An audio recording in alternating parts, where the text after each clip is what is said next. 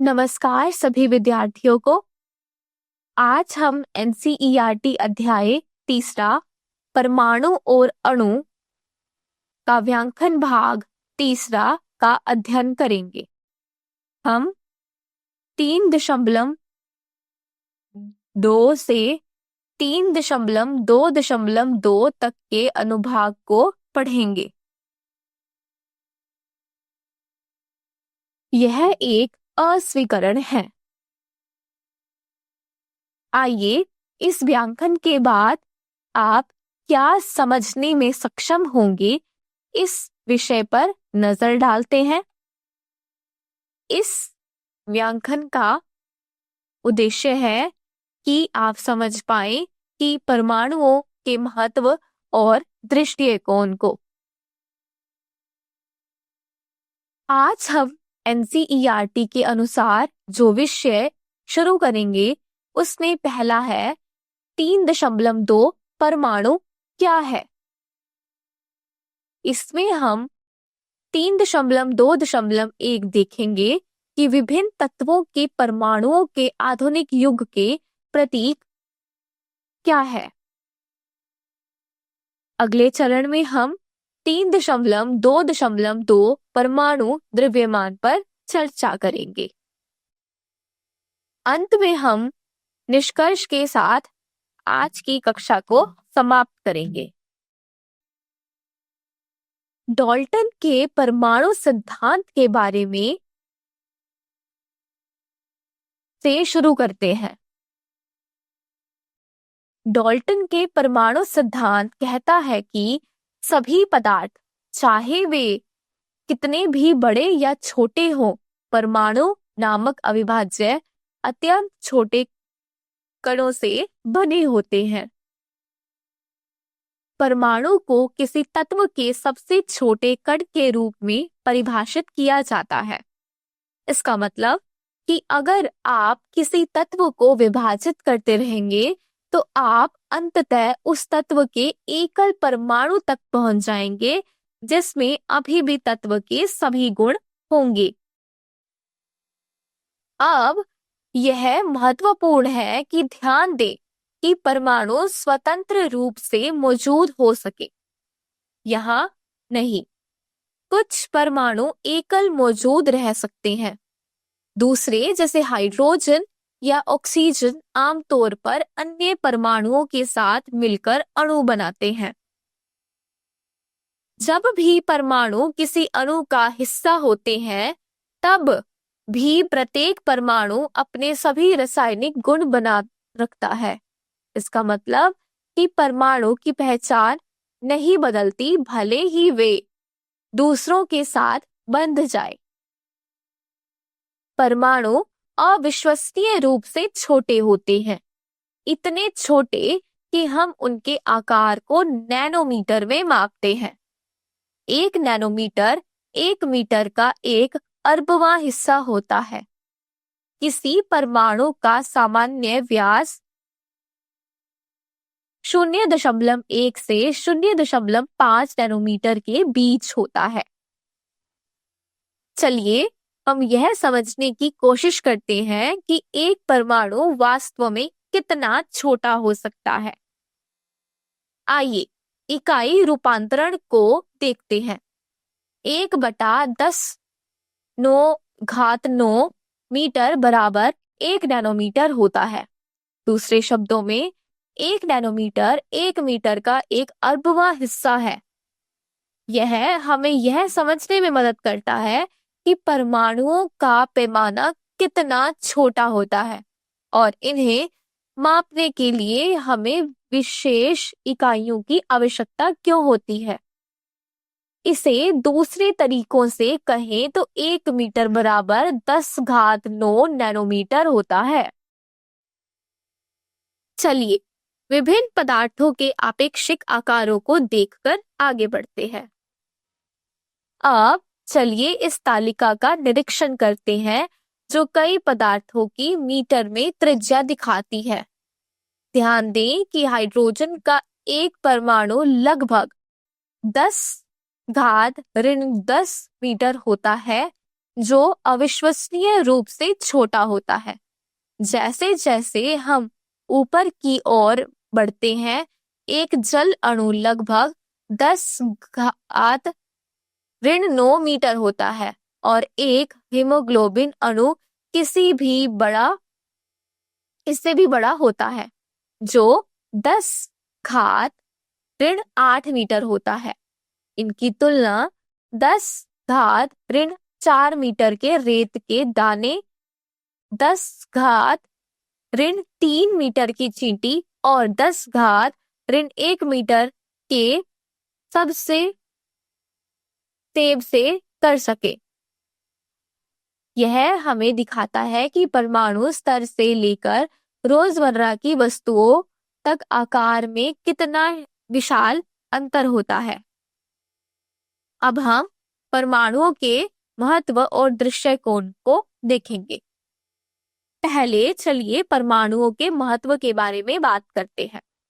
भले ही वे छोटे हैं, कुछ इतना छोटा होने पर भी उसे नजरअंदाज करना आसान हो जाता है, लेकिन परमाणु पदार्थ को समझने के लिए आवश्यक है।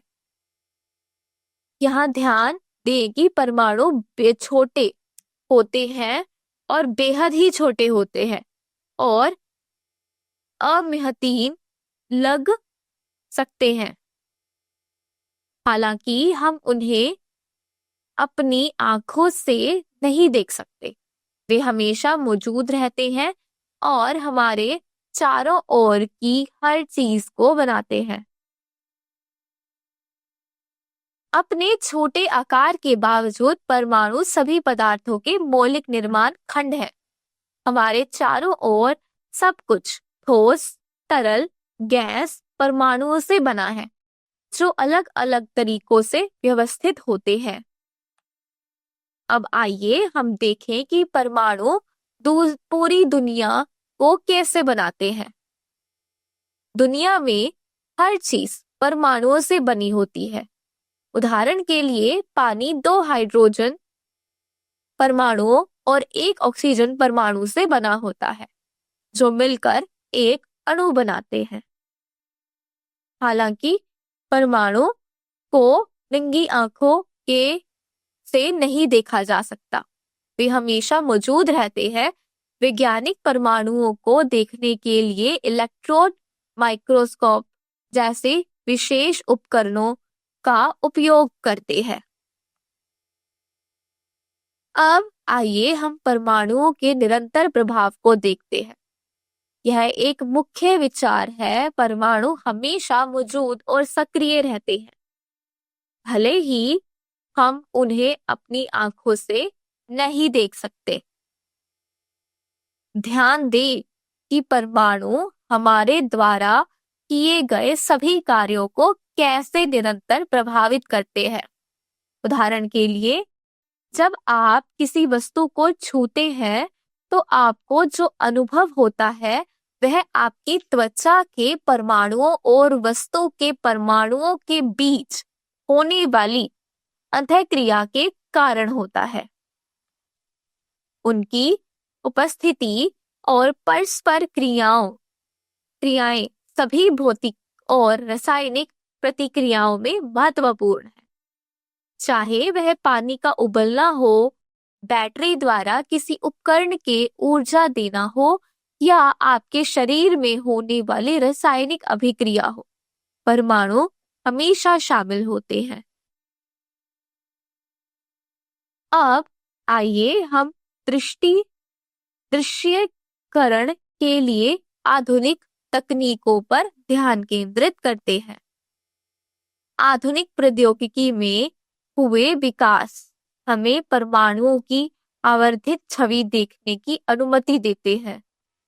प्रौद्योगिकी में हुए विकास ने परमाणुओं को देखने और यहाँ तक कि उनके साथ छेड़छाड़ के लिए कई शक्तिशाली तकनीक प्रदान की हैं। ये आधुनिक तकनीकें हमें तत्वों की सतह को परस्पर देखने की अनुमति देती हैं।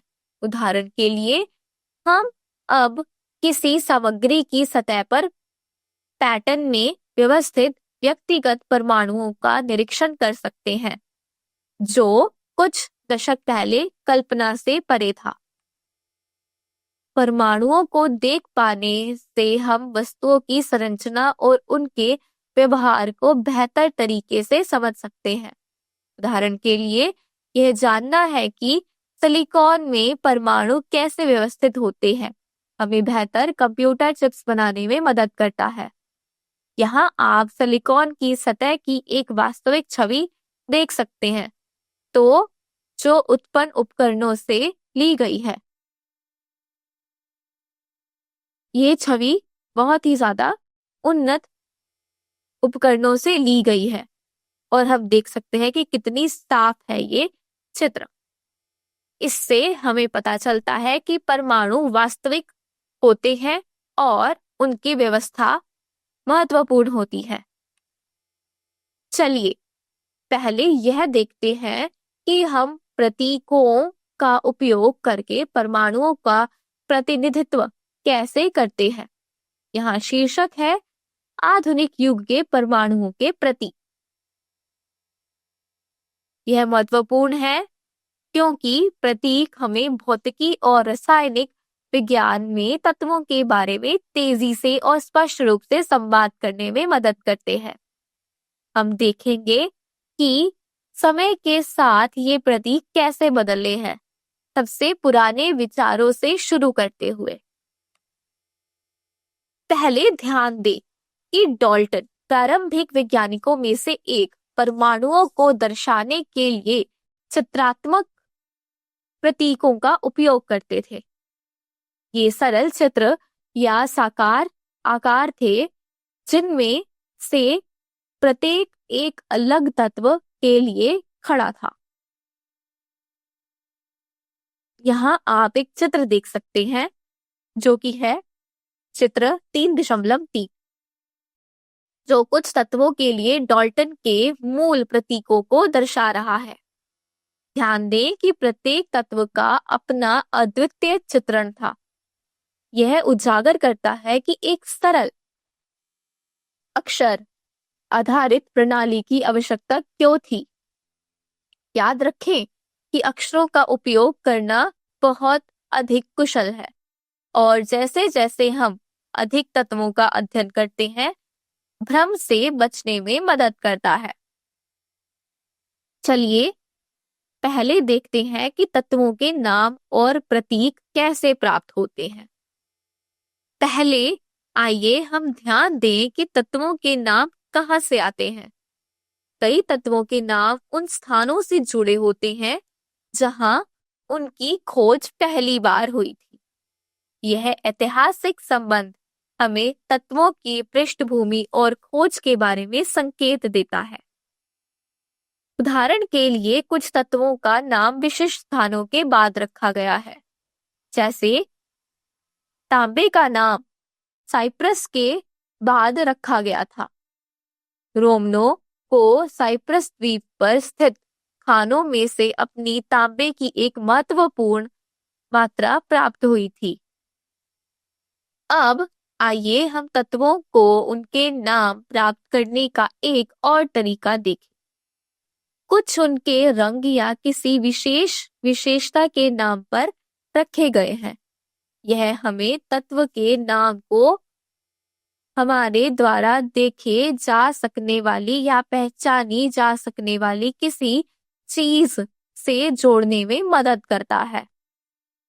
उदाहरण के लिए, सोने का नाम एक पुराने अंग्रेजी शब्द से आया है जिसका मतलब है पीला, जो इसकी चमकदार पीली उपस्थिति से मेल खाता है।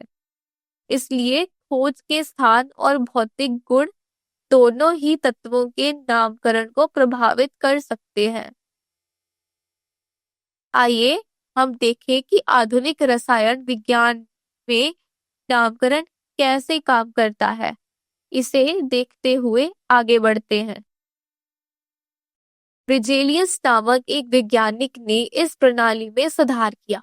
उन्होंने तत्व के नाम के आगे के एक या दो अक्षर का उपयोग करके प्रतीकों का सुझाव दिया। उदाहरण के लिए हाइड्रोजन के लिए बड़ा H, ऑक्सीजन के लिए बड़ा O और सोडियम के लिए बड़ा N और छोटा a। अब चलिए देखते हैं कि IUPAC वास्तव में क्या करता है। IUPAC वह वैश्विक संगठन है जो तत्वों के लिए आधिकारिक नाम, उनके प्रतीक और मापन में हम जिन इकाइयों का उपयोग करते हैं उन्हें मंजूरी देता है। पहले IUPAC को तत्वों के नामों को मंजूरी देने के लिए जिम्मेदार था। उदाहरण के लिए जब कोई नया तत्व खोजा जाता है तो IUPAC उसकी समीक्षा करता है और आधिकारिक नाम दे देता है ताकि हर कोई उसका एक ही तरीके से उल्लेख करे। अगला, IUPAC हर तत्व के लिए रासायनिक प्रतीक भी तय करता है। ये एक या दो अक्षरों के संक्षिप्त नाम होते हैं जो आवर्त सारणी में दिखाई देते हैं, जैसे हाइड्रोजन के लिए बड़ा H या लोहे के लिए बड़ा F के साथ छोटा e। अंत में IUPAC विज्ञान में माप की नामक इकाइयां निर्धारित करता है। उदाहरण के लिए हम द्रव्यमान के लिए किलोग्राम, लंबाई के लिए मीटर और समय के लिए सेकंड का उपयोग करते हैं। चलिए रासायनिक प्रतीकों को लिखने के नियम को देखकर आगे बढ़ते हैं। रासायनिक प्रतीक तत्वों को दर्शाने का एक संक्षिप्त तरीका है और उन्हें सही तरीके में लिखना बहुत जरूरी है। पहले ध्यान दें कि किसी भी रासायनिक प्रतीक का पहला अक्षर हमेशा बड़े अक्षर में लिखा जाता है। उदाहरण के लिए हाइड्रोजन का प्रतीक बड़ा H है, ना कि छोटा h। अगला, अगर किसी रासायनिक प्रतीक में दूसरा अक्षर होता है तो वह अक्षर हमेशा छोटे अक्षरों में लिखा जाता है।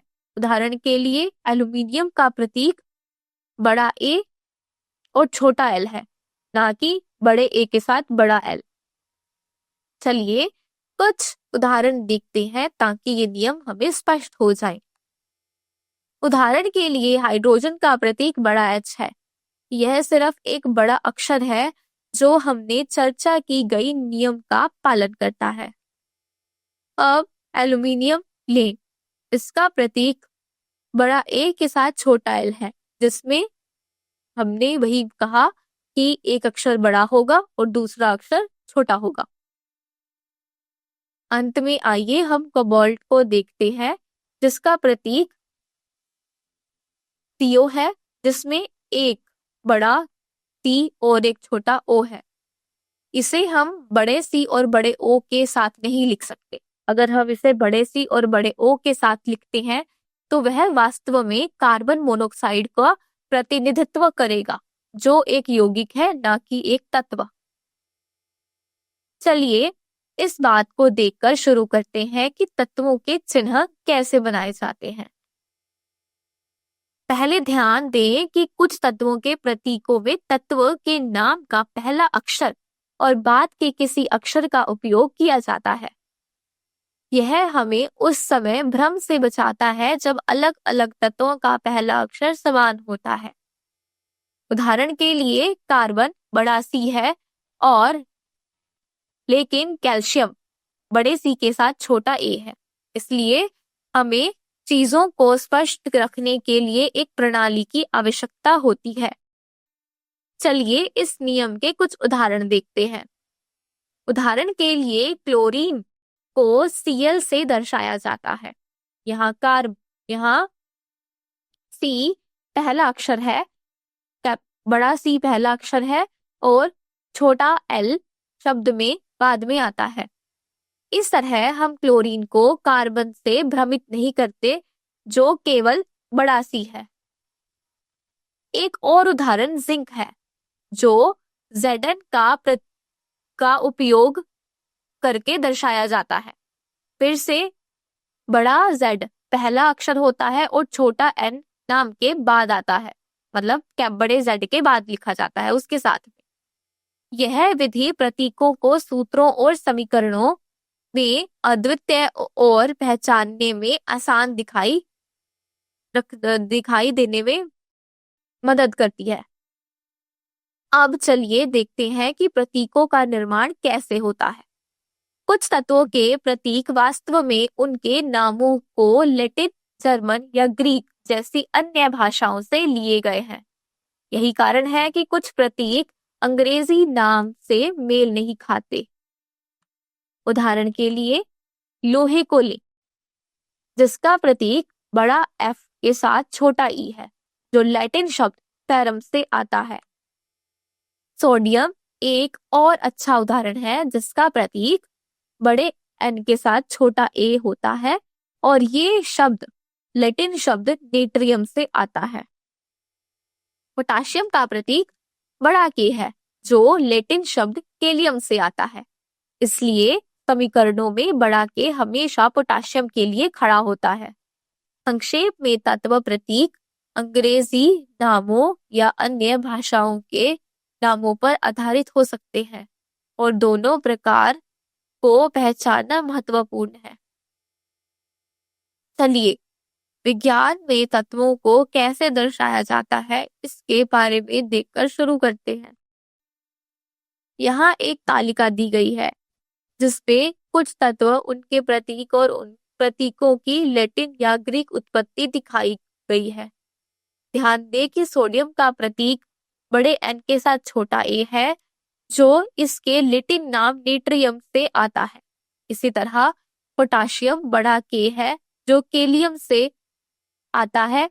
आयरन बड़ा एफ के साथ छोटा ई है, जो फेरम से आता है। गोल्ड बड़े ए के साथ छोटा यू है, जो ओरम से, और सिल्वर है कैपिटल बड़े ए के साथ छोटा जी है, जो अर्जेंटम से आता है।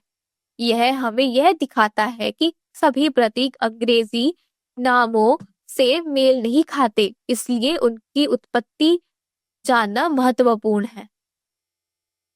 प्रत्येक तत्व का आईयूपीएसी के तत्वों के नामकरण के नियमों के अनुसार एक अद्वितीय नाम और प्रतीक होता है। अगर आप सभी प्रतीकों को तुरंत याद नहीं कर पा रहे हैं तो चिंता ना करें। हर एक को एक साथ याद करना आवश्यक नहीं है। जैसे जैसे आप अधिक समस्याएं और उदाहरणों का हल करेंगे, आप सबसे सामान्य प्रतीकों से परिचित हो जाएंगे। यह खंड विभिन्न तत्वों को दर्शाने के लिए उपयोग किए जाने वाले रासायनिक प्रतीकों का परिचय देता है। यह तालिका 3.1 सामान्य रासायनिक तत्वों और उनके संगत प्रतीकों को दर्शाती है। ध्यान दें कि कुछ प्रतीक लैटिन नामों से आते हैं, जैसे स्वर्ण के लिए कैपिटल ए छोटे यू के साथ ओरम से, जबकि अन्य अंग्रेजी नामों से प्राप्त होते हैं। प्रत्येक प्रतीक में या तो एक या दो अक्षर होते हैं, जिनमें से पहला अक्षर हमेशा बड़ा होता है।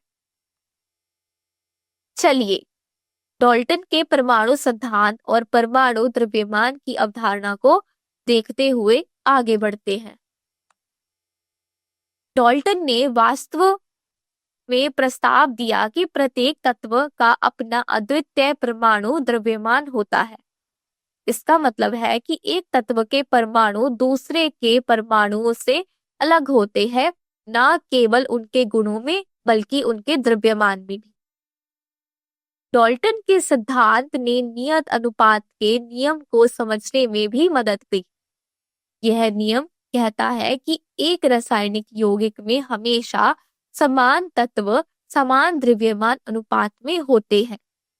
उदाहरण के लिए पानी हमेशा हाइड्रोजन और ऑक्सीजन का एक निश्चित द्रव्यमान अनुपात में होता है।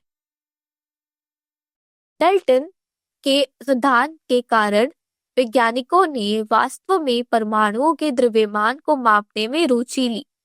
लक्ष्य यह पता लगा कि एक परमाणु कितना भारी होता है दूसरे की तुलना में, जिससे रासायनिक अभिक्रियाओं को बेहतर ढंग से समझने में मदद मिलती है। अब आइए हम आपेक्षिक परमाणु द्रव्यमान के बारे में बात करते हैं। क्योंकि परमाणु अत्यंत छोटे होते हैं, प्रारंभिक तकनीक के साथ एकल परमाणु के द्रव्यमान को सीधे मापना लगभग असंभव था। वैज्ञानिकों को परमाणु द्रव्यमानों की तुलना करने का एक व्यवहारिक तरीका चाहिए था, बिना उन्हें व्यक्तिगत रूप से मापे। एक परमाणु के द्रव्यमान को मापने के बजाय वैज्ञानिकों ने सापेक्षिक परमाणु द्रव्यमान का उपयोग करना शुरू कर दिया। इसका मतलब कि वे एक परमाणु के द्रव्यमान की तुलना किसी अन्य परमाणु से करते हैं। एक मानक संदर्भ का उपयोग करके सापेक्षिक परमाणु द्रव्यमान के उपयोग ने परमाणुओं के अंतर अत्यंत छोटे आकार को संभालने के लिए एक व्यवहारिक समाधान बना गया। आइए हम सापेक्षिक परमाणु द्रव्यमान की अवधारणाओं को देखकर आगे बढ़े।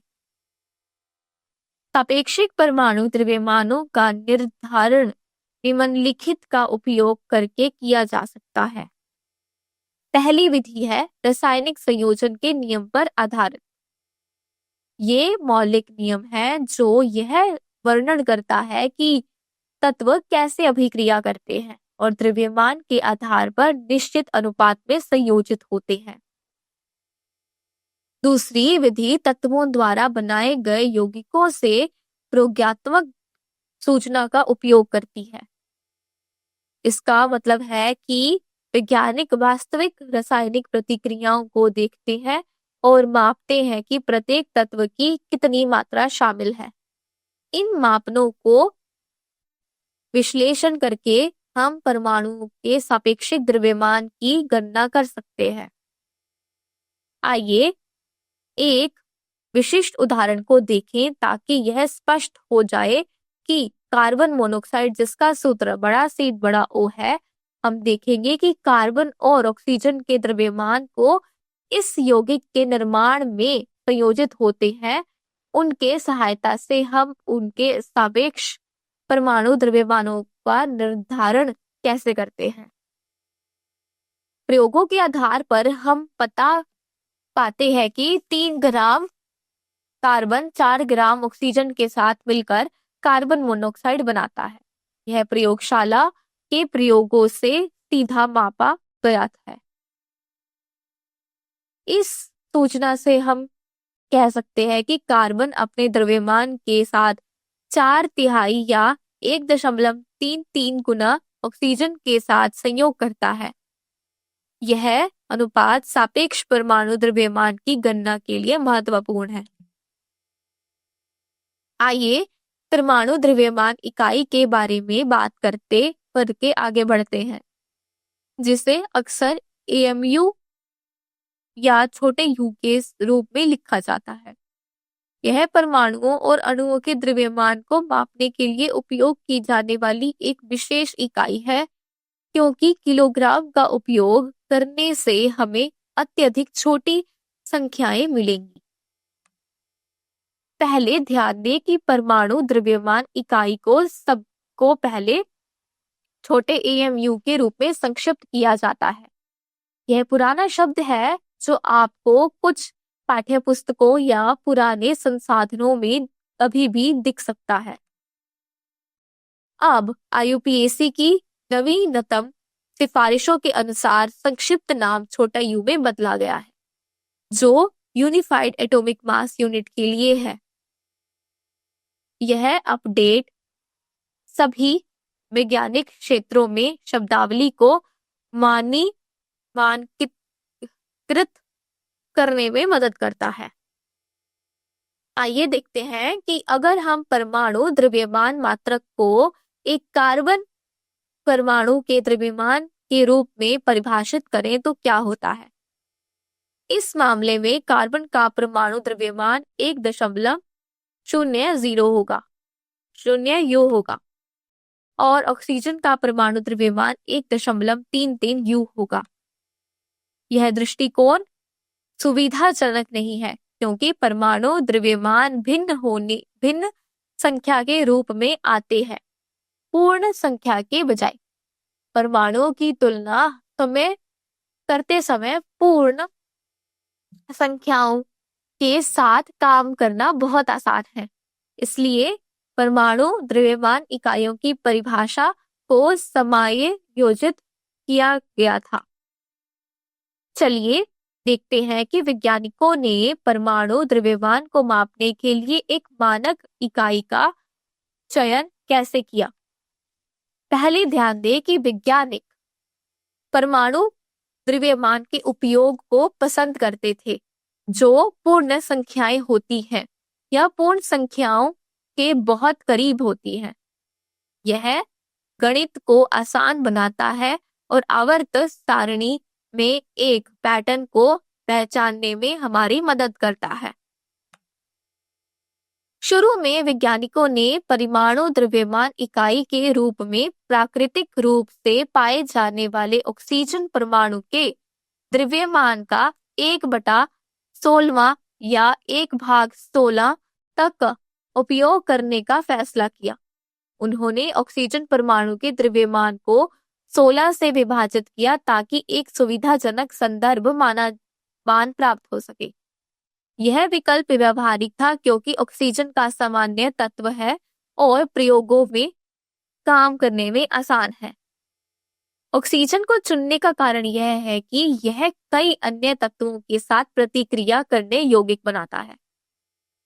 इसका मतलब कि ऑक्सीजन कई रासायनिक प्रतिक्रियाओं में शामिल होता है जिससे यह परमाणु द्रव्यमान की तुलना करने के लिए एक उपयोगी संदर्भ बिंदु बन जाता है। एक कारण यह भी था कि मानक के रूप में ऑक्सीजन का उपयोग करने से अधिकांश तत्वों के लिए परमाणु द्रव्यमान पूर्ण संख्याओं के करीब आते थे। इससे प्रणाली अधिक सुसंगत और उपयोग में आसान हो गई। आइए हम परमाणु द्रव्यमान के मापने के लिए वर्तमान मानक को देखकर आगे बढ़ें। पहले ध्यान दें कि कार्बन 12 समस्थानिक को सार्वभौमिक मानक संदर्भ के रूप में चुना गया था। इसका मतलब कि सभी परमाणु द्रव्यमानों की तुलना कार्बन 12 परमाणु के द्रव्यमान से की जाती है। यह बात जोर दे कि कार्बन 12 एक स्थायी और सामान्य समस्थानिक है जिसे इस उद्देश्य के लिए विश्वसनीय विकल्प बनाता है। अब आइए परमाणु द्रव्यमान इकाई या एक यू का परिभाषित करते हैं। एक परमाणु द्रव्यमान इकाई कार्बन 12 परमाणु के द्रव्यमान के 12वें हिस्से के बराबर होता है। दूसरा शब्दों में कहें, अगर आप कार्बन 12 परमाणु के द्रव्यमान को 12 से विभाजित करें तो आपको एक यू प्राप्त होता है। यह हमें परमाणु द्रव्यमान को व्यक्त करने का एक सटीक और सुसंगत तरीका देता है। इस मानक के स्थापित होने के बाद सभी अन्य तत्वों के सापेक्षिक परमाणु द्रव्यमानों को कार्बन 12 के संदर्भ में मापा जाता है।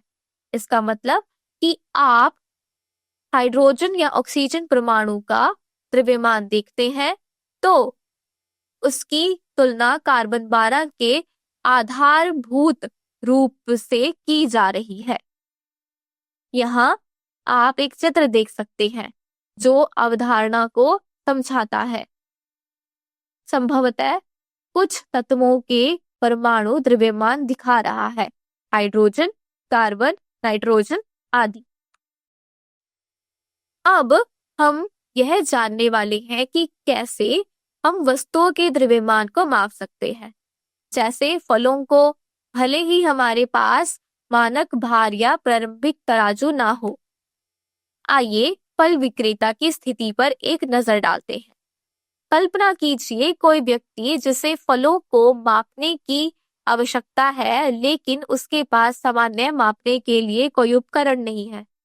यह एक वास्तविक समस्या पैदा करता है जो हमें यह समझने में मदद करता है कि द्रव्यमान मापने के लिए वैकल्पिक तरीके क्यों उपयोगी हैं। ध्यान दें कि फल विक्रेता के पास मानक भार मापने का उपकरण नहीं है। इसका मतलब यह है कि वह किलोग्राम या ग्राम का उपयोग नहीं कर सकता, जो द्रव्यमान के लिए SI इकाइयां हैं। यह सीमा उसे विभिन्न फलों के द्रव्यमान की तुलना करने के बारे में रचनात्मक रूप से सोचने के लिए मजबूर करती है।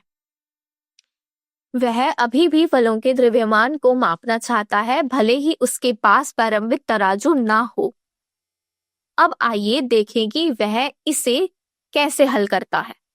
फल विक्रेता पूरे फलों के लिए एक द्रव्यमान निर्धारित करने का फैसला करता है। यह एक सापेक्ष मात्रक प्रणाली बनाने का पहला कदम है, जहां हम तराजू को मापने के लिए जहां हम दूसरों को मापने के लिए एक वस्तु को संदर्भ के रूप में उपयोग करते हैं। वह एक तराजू चुनता है और उसे 12 यूनिट का द्रव्यमान देता है। इसका मतलब है कि उसके उद्देश्यों के लिए एक तरबूज 12 यूनिट द्रव्यमान के बराबर है। यह उसी तरह है जैसे वैज्ञानिक कभी कभी यूनिट को परिभाषित करने के लिए संदर्भ वस्तुएं या परमाणुओं का उपयोग करते हैं, जैसे कार्बन 12 परमाणु का उपयोग परमाणु द्रव्यमान यूनिट को परिभाषित करने के लिए। इन इकाइयों को तरबूज इकाइयां या सिर्फ फल द्रव्यमान इकाइयां कहा जा सकता है।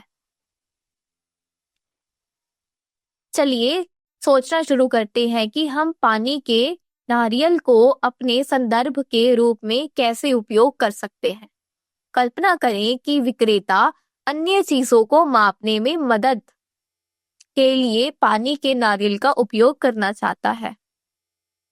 यहाँ ध्यान दें कि विक्रेता तरबूज को 12 बराबर टुकड़ों में काटता है। प्रत्येक टुकड़ा बिल्कुल समान आकार का होता है, इसलिए प्रत्येक टुकड़ा तरबूज के कुल द्रव्यमान का एक 12वां हिस्सा दर्शाता है। यह महत्वपूर्ण है क्योंकि यह हमें अन्य वस्तुओं के साथ तुलना करने के लिए एक सुसंगत मात्रक प्रदान करता है। अब इन 12 टुकड़े में से प्रत्येक एक फल द्रव्यमान इकाई के बराबर है। हाँ, इसे फल द्रव्यमान इकाई कह सकते हैं। तो अगर किसी चीज का वजन 3 टुकड़ों के बराबर है तो उसका द्रव्यमान 3 फल द्रव्यमान इकाई होगा।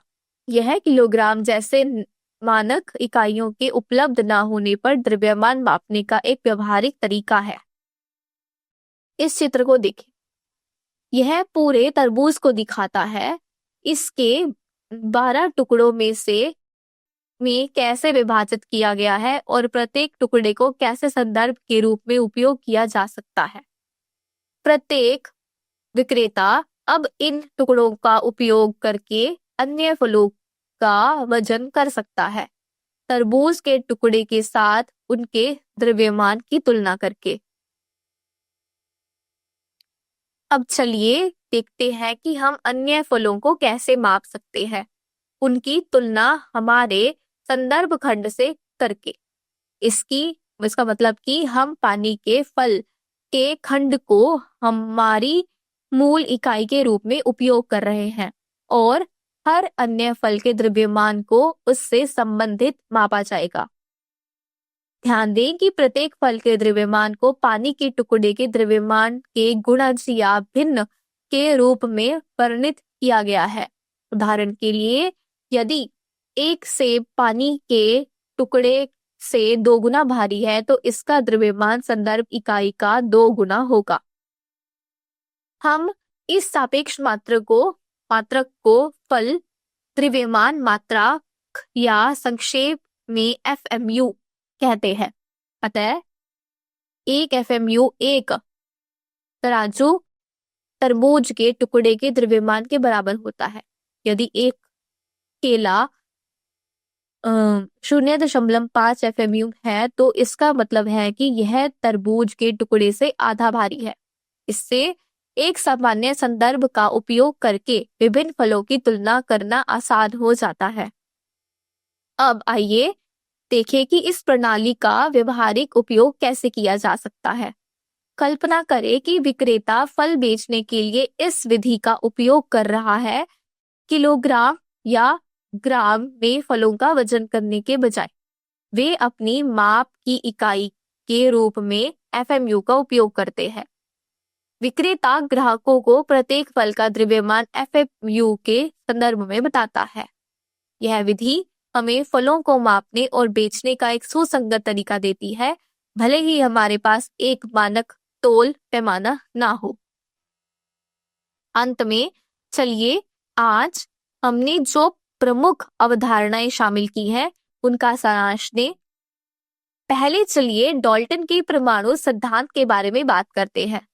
डाल्टन ने प्रस्ताव दिया कि सभी पदार्थ एटम नामक अत्यंत छोटे कणों से बने होते हैं।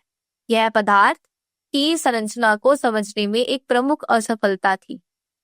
अब आइए हम परमाणुओं के आकार पर ध्यान केंद्रित करें। परमाणु अविश्वसनीय रूप से छोटे होते हैं और उनके आकार को नैनोमीटर में मापा जाता है। अगला चलिए देखते हैं कि हम प्रतीकों के साथ परमाणुओं का प्रतिनिधित्व कैसे करते हैं। किसी परमाणु का प्रतीक आमतौर पर तत्व के अंग्रेजी नाम के पहले एक या दो अक्षरों से आता है। इससे रासायनिक समीकरणों को लिखना और तत्वों के बारे में बात करना आसान हो जाता है, बिना हर बार उनके पूरे नामों का उपयोग किए। अपवाद कुछ प्रतीक तत्वों के लैटिन या ग्रीक नामों से प्राप्त होते हैं। पहला अक्षर हमेशा बड़ा होता है और दूसरा हमेशा छोटा होता है। अब आइए हम आपेक्षिक परमाणु द्रव्यमान के बारे में बात करते हैं। यह रासायनिक संयोजन के नियमों का उपयोग करके विभिन्न परमाणुओं के द्रव्यमान की तुलना करने का एक बड़ा तरीका है। यह हमें यह समझने में मदद करता है कि एक परमाणु दूसरे की तुलना में कितना भारी या हल्का है, जो रासायनिक अभिक्रियाओं की गणना करते समय महत्वपूर्ण है। अंत में सभी सापेक्ष परमाणु द्रव्यमान को कार्बन 12 के सापेक्ष मापा जाता है। कार्बन 12 का मानक संदर्भ के रूप में उपयोग किया जाता है। इसलिए जब हम कहते हैं कि किसी परमाणु का सापेक्ष परमाणु द्रव्यमान 16 है, तो इसका मतलब है कि यह कार्बन 12 परमाणु के द्रव्यमान के लिए 12वें हिस्से से 16 गुना भारी है। यह मानकीकरण विभिन्न तत्वों की तुलना करना आसान बनाता है। ध्यान देने के लिए धन्यवाद। मुझे उम्मीद है कि यह पाठ आपके लिए उपयोगी रहा होगा।